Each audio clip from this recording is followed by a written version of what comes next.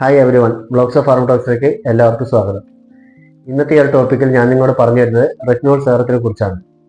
ഇന്നത്തെ കാലത്ത് പലരും അനുഭവിക്കുന്ന ബുദ്ധിമുട്ടുകളാണ് മുഖത്തുണ്ടാകുന്ന റിങ്കിൾസ്, അതുപോലെ ചുളിവുകൾ, അതുപോലെ ഓപ്പൺ പോർസ്, ചെറിയ ചെറിയ പിമ്പിൾസ്, ഡാർക്ക് സ്പോട്ട്, സ്കിന്നുള്ള ഇലാസ്റ്റിറ്റി കുറവ്, സ്കിൻ എപ്പോഴും ഡള്ളായിരിക്കുക. 25 വയസ്സിന് മുകളിൽ തന്നെ ഇന്നത്തെ കാലത്ത് ഈ ഒരു ബുദ്ധിമുട്ടുകൾ സ്കിന്നിൽ സ്റ്റാർട്ട് ചെയ്യുന്നു. റെറ്റിനോൾ സേറം സ്കിന്നിൽ വരുന്ന പ്രത്യേകതകൾ എന്തൊക്കെ, റെറ്റിനോൾ സേറം ആർക്കൊക്കെ ഉപയോഗിക്കാം, റെറ്റിനോൾ സേറം ആർക്കൊക്കെ ഉപയോഗിക്കാൻ പാടില്ല, അതുപോലെ റെറ്റിനോൾ സേറം ഉപയോഗിക്കുമ്പോൾ ശ്രദ്ധിക്കേണ്ടത് എന്തൊക്കെ, ഇതൊക്കെയാണ് ഈ ഒരു ടോപ്പിക്കിൽ ഞാൻ നിങ്ങളോട് പറഞ്ഞു തരുന്നത്. ടോപ്പിക്കിലേക്ക് കടക്കുന്നതിന് മുമ്പ് കുറച്ച് കാര്യങ്ങൾ കൂടി ഞാൻ പറഞ്ഞു തരാം. സേറം എന്നത് കുറച്ചു കാലം മുമ്പേ ഉണ്ടെങ്കിലും ഈ ഒരു കാലയളവിലാണ് കൂടുതൽ ആൾക്കാർ സേറം ഉപയോഗിക്കുകയും അതുപോലെ സേറത്തിനെ കുറിച്ച് അറിയുവാനും തുടങ്ങിയത്. സേറം എന്നത് ലൈറ്റ് വെയിറ്റ് ആയിട്ട് സബ്ജക്റ്റാണ്, പക്ഷേ ഇതിൽ അടങ്ങിയിരിക്കുന്ന ഇൻഗ്രീഡിയൻറ്റ് ഹൈ കോൺസെൻട്രേഷൻ ആയിരിക്കും. അതുകൊണ്ട് തന്നെ 2-3 തുള്ളി മതിയാകും ഫേസ് മൊത്തമായിട്ടും ഉപയോഗിക്കാൻ വേണ്ടി. പലതരത്തിലുള്ള സേറങ്ങൾ ഇന്ന് വിപണിയിൽ അവൈലബിൾ ആണ്. അതിന് മെയിനായിട്ടുള്ളത് vitamin C serum, kojic acid serum, retinol serum, niacinamide serum, hyaluronic acid serum. ഇതിൽ ഏതൊക്കെ സേറമാണ് നിങ്ങൾക്ക് ഉപയോഗിക്കാൻ പറ്റുക, ഏതൊക്കെ സേറമാണ് നിങ്ങളുടെ സ്കിന്നിന് സ്യൂട്ടബിൾ എന്ന് അറിഞ്ഞതിന് ശേഷം മാത്രം നിങ്ങൾ വാങ്ങി ഉപയോഗിക്കുക. അതുപോലെ തന്നെ ഇത്തരം സ്കിൻ റൂട്ടീനുകൾ ചെയ്യുമ്പോൾ ഒരു ഡെർമറ്റോളജി ഡോക്ടറുടെ നിർദ്ദേശം തേടുന്നതും ഉചിതമായിരിക്കും. അപ്പോൾ നമുക്ക് ടോപ്പിക്കിലേക്ക് കടക്കാം. ഫാറ്റ് സോൾബിൾ വിറ്റാമിനായ വിറ്റാമിൻ എയുടെ ഡെറിവേറ്റീവാണ് റെറ്റിനോൾ സേറം. റെറ്റിനോൾ സേറം ഒരു OTC ഡ്രഗ് കൂടിയാണ്. റെറ്റിനോൾ സേറം ചെയ്യുന്നത് വെച്ചാൽ സ്കിൻ പ്രൊലിഫറേറ്റീവ് പ്രോപ്പർട്ടിയാണ്. അതായത് നമ്മൾ കുറച്ച് വയസ്സാൻ തോറും നമ്മുടെ സ്കിന്നിൻ്റെ ഇലാസ്റ്റിറ്റി നഷ്ടപ്പെടുകയും അതുപോലെ കൊളാജിൻ്റെ പ്രൊഡക്ഷൻ കുറയുകയും സ്കിൻ എപ്പോൾ അൺഹെൽത്തിയായി മാറുകയും ചെയ്യുന്നു. റെറ്റിനോൾ സേറം ഉപയോഗിക്കുന്ന വഴി സ്കിൻ ഒന്നുകൂടി ഒന്ന് പുനരുജ്ജീവനം കൊടുക്കുക. അതാണ് റെറ്റിനോൾ സേറം ചെയ്യുന്നത്. അതായത് ഡെഡായിട്ട് സ്കിന്നുകളെ ഒഴിവാക്കി പുതിയ സ്കിൻ വരാൻ സഹായിക്കുക, അതേപോലെ സ്കിന്നിലെ കൊളാജൻ്റെ പ്രവർത്തനം കൂട്ടുക. ഇതുവഴി മുഖത്തുള്ള റിങ്കിൾസുകൾ, അതേപോലെ ഓപ്പൺ പോർസ്, സ്കിന്നിനൊരു ആൻറ്റി ഏജിങ് പ്രോപ്പർട്ടിയും അതേപോലെ ഒന്ന് തിളക്കമുള്ളതും തുടുത്തതും, അതായത് പോളിഷിങ് എഫക്റ്റ് കൂടി നമ്മുടെ സ്കിന്നിൽ റെറ്റിനോൾ സേറം ഉപയോഗിക്കുന്നതുകൊണ്ട് ലഭിക്കുന്നു. സാധാരണ റെറ്റിനോൾ സേറം 25 വയസ്സിന് മുകളിലേക്കാണ് സജസ്റ്റ് ചെയ്യുക. എന്നിരുന്നാലും ചിലവരിലൊക്കെ 20 വയസ്സിന് മുകളിലും റെറ്റിനോൾ സേറം സജസ്റ്റ് ചെയ്യാറുണ്ട്.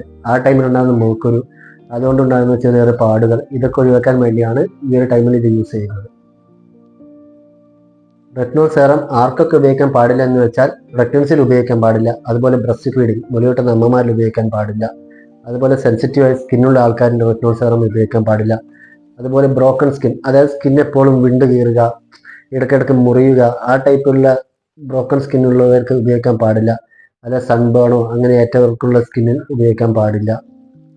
അതുപോലെ സ്കിൻ എപ്പോഴും ഇറിറ്റേഷൻ ആയിരിക്കുക, അതായത് എന്ത് സേറം ഉപയോഗിച്ചാലും അലർജിക് ആവുക, അതുപോലെ ബേണിംഗ് സെൻസേഷൻ ഉണ്ടാവുക. ഇത്തരം സ്കിന്നുകളിൽ നിന്നും റെറ്റിനോൾ സേറം ഉപയോഗിക്കാൻ പാടുള്ളതല്ല.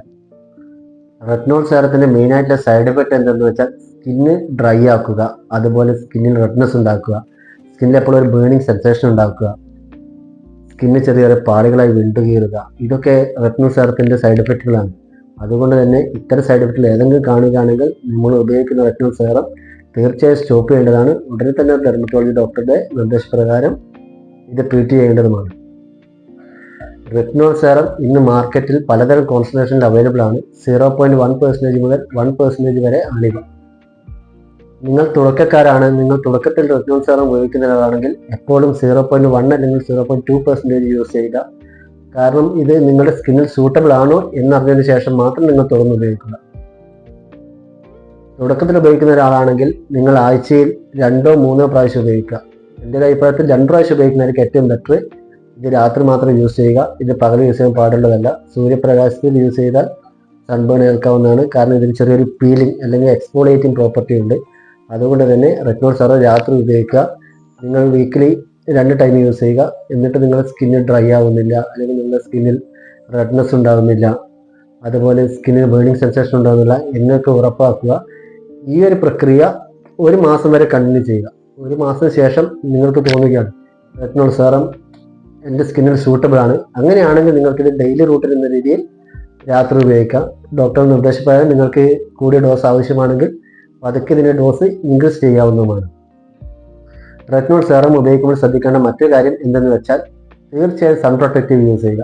അതായത് SPF 50 അല്ലെങ്കിൽ SPF 50 മുകളിലുള്ളതായ സൺ പ്രൊട്ടക്റ്റീവ് മസ്റ്റായി യൂസ് ചെയ്യുക. കാരണം റെറ്റിനോൾ സേറത്തിന് ഒരു എക്സ്ഫോളിയേറ്റിംഗ്, അതായത് ഡെഡ് സ്കിന്നൊക്കെ റിമൂവ് ചെയ്യുക. അപ്പോൾ സ്കിന്നിൻ്റെ ചെറിയ പുറത്തെ പാടുകൾ ചെറുതായിട്ട് നീക്കം ചെയ്യുന്ന പ്രോപ്പർട്ടി കൂടിയുണ്ട്. അതുകൊണ്ട് തന്നെ സൂര്യപ്രകാശം ഡയറക്റ്റ് ഇറങ്ങുകയാണെങ്കിൽ അത് ചിലപ്പോൾ സൂര്യബാധ ഏൽക്കാനുള്ള സാധ്യതയുണ്ട്. അതുകൊണ്ട് തന്നെ ഒരു സൺ പ്രൊട്ടക്റ്റീവ് മസ്റ്റായിട്ട് യൂസ് ചെയ്യുക. അതുപോലെ തന്നെ നല്ലൊരു മോയ്സ്ചറൈസർ അപ്ലൈ ചെയ്യുക. മോയ്സ്ചറൈസർ ഉപയോഗിക്കുമ്പോൾ ശ്രദ്ധിക്കേണ്ട കാര്യങ്ങൾ എന്ന് വെച്ചാൽ, നിങ്ങൾ തിരഞ്ഞെടുക്കുന്ന മോയ്സ്ചറൈസർ ഉറപ്പായി നിങ്ങളുടെ സ്കിന്നിന് സൂട്ടബിൾ ആണോ എന്ന് ശ്രദ്ധിക്കുക. അതുപോലെ തന്നെ മോയ്സ്ചറൈസർ യൂസ് ചെയ്യുമ്പോൾ അതായത് നോൺ കൊമോഡോജനിക്, അതായത് നിങ്ങളുടെ മുഖത്തുള്ള പോർസിനെ അതൊരിക്കലും അടക്കാൻ പാടില്ല മോയ്സ്ചറൈസർ. അത്തരത്തിലുള്ള മോയ്സ്ചറൈസർ യൂസ് ചെയ്യുക. ഞാൻ തുടക്കത്തിൽ പറഞ്ഞിരുന്നു സെറം എപ്പോഴും ഹൈ കോൺസെൻട്രേഷൻ ആണ്. അതുകൊണ്ട് തന്നെ ഒരു 3 ഡ്രോപ്പ് മതിയാവും നിങ്ങളുടെ ഫേസ് മൊത്തം കവർ ചെയ്യാൻ. അതായത് ഒരു ഡ്രോപ്പ് ഇവിടെ, ഒരു ഡ്രോപ്പ് 2 കവിൾത്തടങ്ങളിലും എന്ന രീതിയിൽ ഉപയോഗിക്കാം. പിന്നെ നിങ്ങൾക്ക് വേണമെങ്കിൽ കഴുത്തിന് ഉപയോഗിക്കുകയാണെങ്കിൽ ഒരു ഡ്രോപ്പ് എക്സ്ട്രാ ആഡ് ചെയ്യാം. അതുപോലെ തന്നെ സെറം സ്കിന്നിൽ പെട്ടെന്ന് തന്നെ ആഗിരണം ചെയ്യും. അതുകൊണ്ട് തന്നെ ഒരു 15-20 മിനിറ്റ് കഴിഞ്ഞ ശേഷം നിങ്ങൾക്ക് മോയ്സ്ചറൈസർ അപ്ലൈ ചെയ്യാവുന്നതാണ്. അതുപോലെ റെറ്റിനോൾ സെറം ഫേസിൽ അപ്ലൈ ചെയ്യുമ്പോൾ കണ്ണിന്റെ താഴെ അപ്ലൈ ചെയ്യാൻ പാടില്ല. അതുപോലെ ചുണ്ടിലും അതുപോലെ മൂക്കിന്റെ ഈ ഒരു ഭാഗത്തും അപ്ലൈ ചെയ്യാൻ പാടുള്ളതല്ല. റെറ്റിനോൾ സെറം ചില സെറങ്ങളുടെ കൂടെ ഉപയോഗിക്കാൻ പാടില്ല. അതെന്തൊക്കെയാണെന്ന് വെച്ചാൽ, ഒന്ന് glycolic acid, benzoyl peroxide, കോജിക് acid, അതുപോലെ വിറ്റാമിൻ സി ഇവയുടെ കൂടെ ഉപയോഗിക്കാൻ പാടില്ല. പരമാവധി റെറ്റിനോൾ മാത്രം ഉപയോഗിക്കാൻ ശ്രദ്ധിക്കുക. കൂടെ അതിനോട് മോയ്സ്ചറൈസർ അപ്ലൈ ചെയ്യുക. നിങ്ങൾക്ക് വേണമെങ്കിൽ ഹൈലോണിക് ആസിഡിന്റെ കൂടെ ഉപയോഗിക്കാൻ പറ്റാവുന്നതാണ്. റെറ്റിനോളിന്റെ നല്ല റിസൾട്ട് കിട്ടണമെങ്കിൽ 2 മുതൽ 4 മാസം വരെ അപ്ലൈ ചെയ്യേണ്ടതാണ്. അതുപോലെ സെറം ഉപയോഗിക്കുമ്പോൾ ഫേസ് നന്നായിട്ട് വാഷ് ചെയ്യുക. ആ വെള്ളമെല്ലാം മുണങ്ങിയതിന് ശേഷം ആ ഡ്രൈ സ്കിന്നിൽ വേണം റെറ്റിനോൾ സെറം അപ്ലൈ ചെയ്യാൻ. നിങ്ങൾ റെറ്റിനോൾ സെറം വാങ്ങി ഉപയോഗിക്കുമ്പോൾ നല്ല ക്വാളിറ്റിയുള്ള കമ്പനിയുടെ റെറ്റിനോൾ സെറം വാങ്ങി ഉപയോഗിക്കാൻ ശ്രദ്ധിക്കുക. ഞാനിവിടെ GCCയിലാണ് വർക്ക് ചെയ്യുന്നത്. ഇവിടെ പലതരം ബ്രാൻഡുകൾ അവൈലബിൾ ആണ്. പക്ഷേ ഇവിടുത്തെ ബ്രാൻഡുകളൊക്കെ ഭയങ്കര എക്സ്പെൻസീവ് ആണ്. ലാ റോഷ് പോസയുടെ റെറ്റിനോൾ B3 എന്ന സെറം ഒക്കെ ഇവിടെ 21 റിയാൽ, നാട്ടിലത്തെ 5000 രൂപയുടെ അടുത്ത് വില വരുന്നുണ്ട്. അതൊക്കെ ഒരു സാധാരണക്കാരന് വാങ്ങിക്കുന്നത് കുറച്ച് ബുദ്ധിമുട്ടുള്ള ഒരു കാര്യമാണ്. അതുപോലെ വിച്ചി എന്ന ഫ്രാൻസിൽ നിന്ന കമ്പനികളുടെ 27 റിയാൽ, അതായത് 5500 രൂപ ഏകദേശം ആ പ്രൈസ് വരുന്നുണ്ട്. ഇതൊക്കെയാണ് റെറ്റിനോൾ സെറം ഉപയോഗിക്കുമ്പോൾ ശ്രദ്ധിക്കേണ്ട കാര്യങ്ങൾ. വീഡിയോ എല്ലാവർക്കും ഇഷ്ടമായെന്ന് കരുതുന്നു. നിങ്ങൾ റെറ്റിനോൾ സെറം വാങ്ങി ഉപയോഗിക്കുകയാണെങ്കിൽ തീർച്ചയായും ഒരു ഡെർമറ്റോളജി ഡോക്ടർ നിർദ്ദേശപ്രകാരം മാത്രം വാങ്ങി യൂസ് ചെയ്യുക. Thank you.